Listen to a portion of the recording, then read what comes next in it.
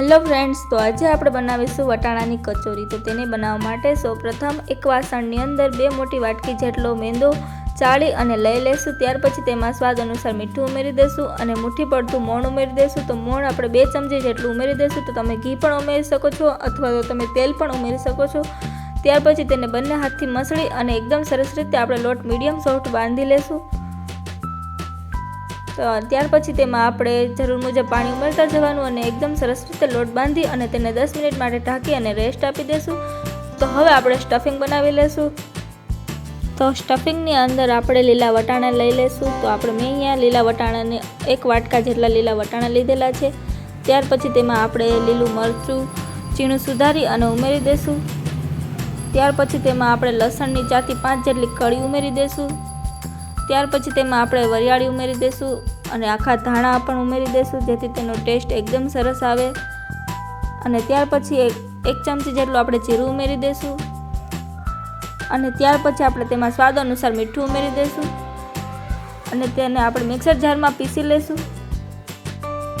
તો હવે આપણે તેને ચાલુ બંધ કરી અને એકદમ સરસ રીતે આપણે તેને પીસી લેશું। તો હવે આપણું સ્ટફિંગ બની અને તૈયાર થઈ ગયું છે। તો હવે આપણે તેનો વઘાર કરી લેશું।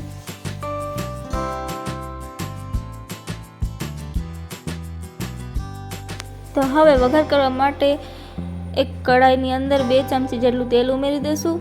ત્યાર પછી તેલ ગરમ થાય પછી 1 ચમચી જેટલી વઘાણી ઉમેરી અને તે આપણું જે સ્ટફિંગ બનાવેલું છે તે એડ કરી અને તેને 4 થી 5 મિનિટ માટે આપણે તેને સાંતળી લેવાનું છે જેથી તેની કચાશ હોય તો તે દૂર થઈ જાય।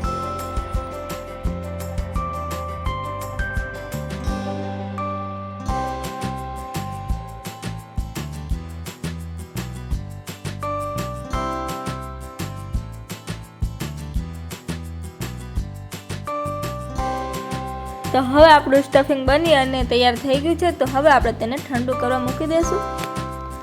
તો અહીંયા 10 મિનિટ થઈ ગઈ છે અને આપણો લોટ એકદમ સરસ રીતે કૂણવાઈ અને તૈયાર થઈ ગયો છે। તો હવે આપણે તેને એકદમ સરસ રીતે મસળી અને તેલમાંથી નાની નાની સાઈઝના ગોયણા કરી અને આપણે અંદર સ્ટફિંગ ભરી લેશું।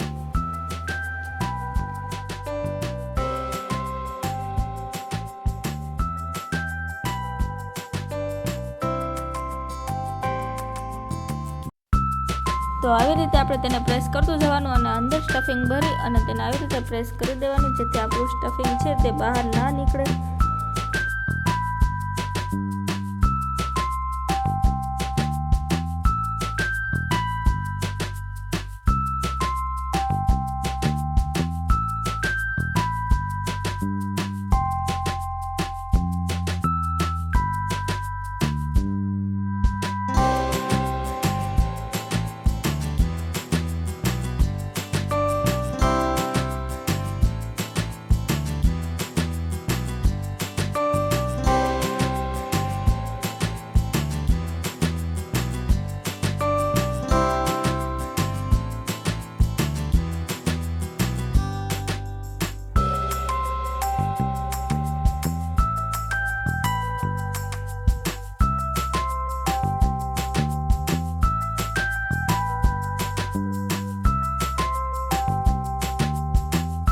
તો અહીંયા મેં બધી જ કચોરી બનાવી અને તૈયાર કરી લીધી છે। તો હવે આપણે તેને ફ્રાય કરી લેશું।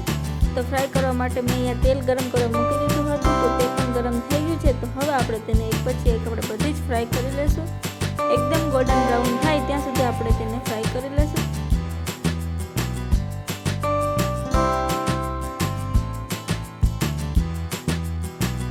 તો અહીંયા મેં બધી જ કચોરી બનાવી અને તૈયાર કરી લીધી છે। એકદમ સરસ રીતે આપણી કચોરી ક્રિસ્પી અને અંદરથી સોફ્ટ અને બહારથી ક્રિસ્પી એવી બની અને તૈયાર થઈ ગઈ છે। તમે જોઈ શકો છો ખૂબ જ સરસ રીતે બની ગઈ છે। તો તમે આવી જાઓ નવી રેસીપીના વિડીયો જોવા માટે મારી ચેનલને સબસ્ક્રાઈબ કરજો અને કમેન્ટમાં જરૂર જણાવજો કે